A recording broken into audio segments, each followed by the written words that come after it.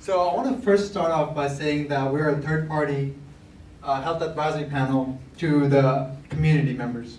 So after meeting with the community members, like Pastor Robert Crum and the Neighborhood Association President and many others, we were able to get a clear understanding of the problem from a community perspective. So we want to assure that our interests lay in the community members. And our main goal is to provide a good future for the kids of our community.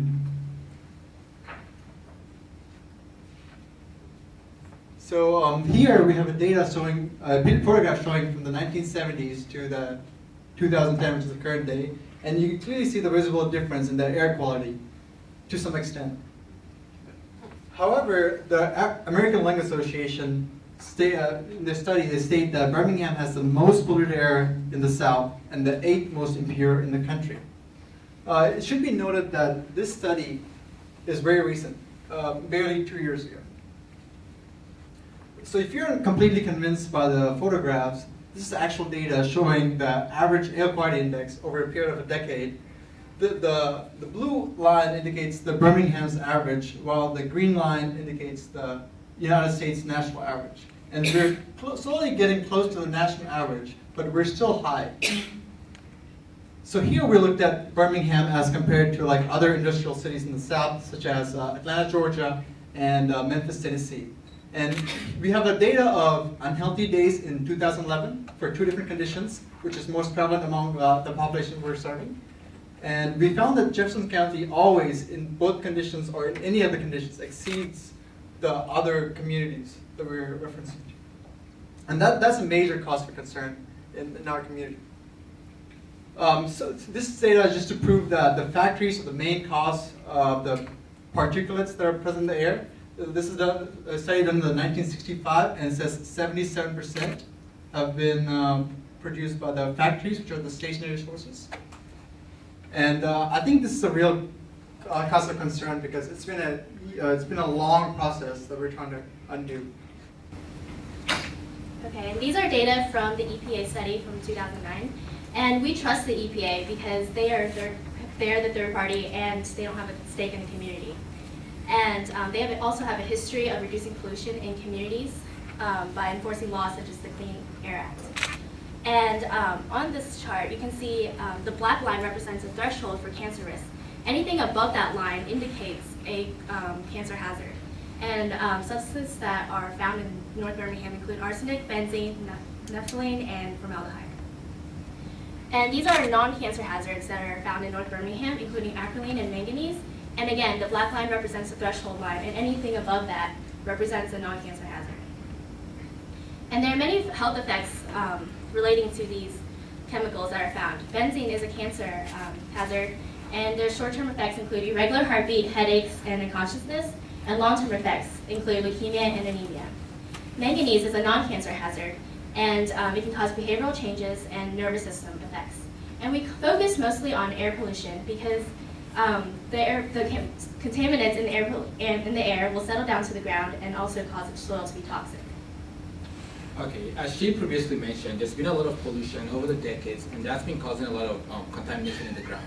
So over the this past few months, the EPA has been moving towards making North Birmingham a Superfund site, and Superfund essentially will help get North Birmingham clean, and it'll make sure it stays clean. And it has 2 main ways of doing this. The first way is through its removal action aspects, and what this does is that it creates incentives to immediately remove contamination. So for example, if there was a site that had been shown to have high concentration of arsenic, the EPA would force responsible parties such as Walter Koch to come in and make sure it cleans it up.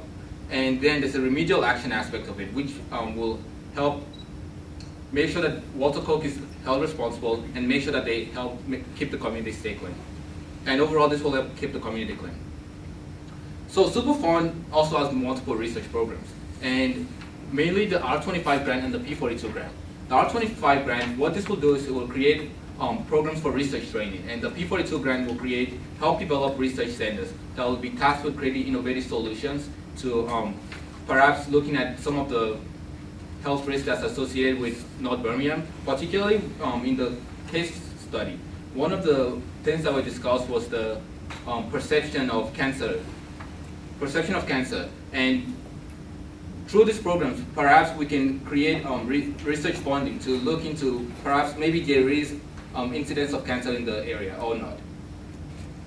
But the problem with Superfund is that it doesn't really solve for the economic problems associated with North Birmingham. For example, we're discussing high unemployment, we're discussing a lot of businesses leaving the area, we're discussing a lot of businesses not wanting to go there. So what we're hoping is to create a tax and incremental financing. And what this does is that it allocates some of the money from state property taxes to develop the area, to create incentives for businesses to come in there. So that over time, as these places are getting developed, it will create revenue that you can further use to redevelop the area, and this will bring jobs into the area. And this method has been used in places such as Goose Island, Chicago, which was a former industrial site, just like North Birmingham. And it's been used in Albuquerque, New Mexico, which is also, which they use it to build an entire community center. So essentially, the message is for us to use both the Superfund and the TIF method, so that we can create a synergistic effect that will help in the long run the community. Now, the Superfund and the TIF initiatives are both long-term initiatives, but we realize that your community needs need to be addressed today. So Tuesday night, we met with your community leaders after the EPA's presentation, and we addressed and we talked to them about what they would like to see implemented. So based on that, we did some research, and we have proposed a 3-point plan that involves UAB involvement, community education, and fighting for some better regulation. Now, as part of the UAB involvement and the community education aspect, we would like to see medical students go in and set up a sort of medical mobile clinic. So maybe like once a month, they could go in there and conduct, health screenings or like just a regular checkup or an eye exam, And this is not something that's new.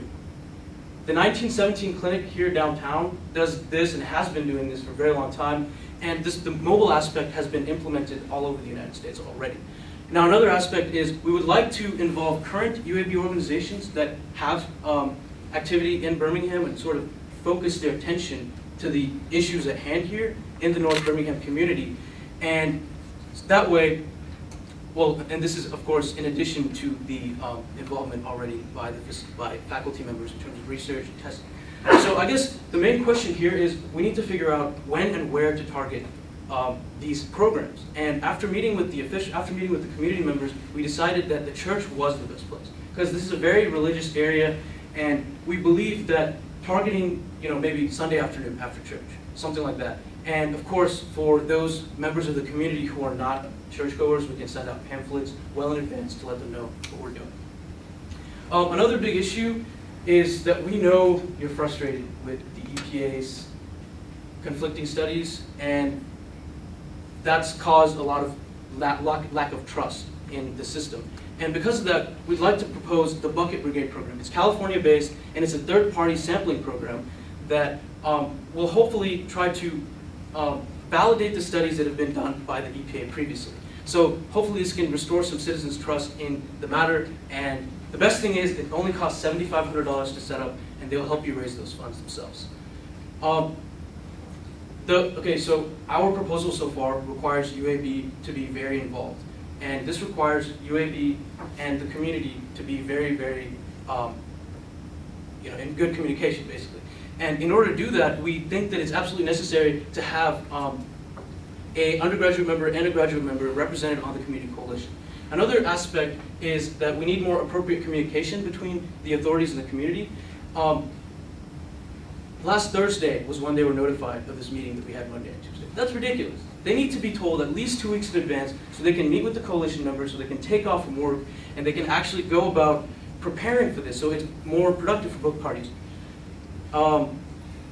Okay, so we realized that this problem is too big to solve with some sort of miracle solution.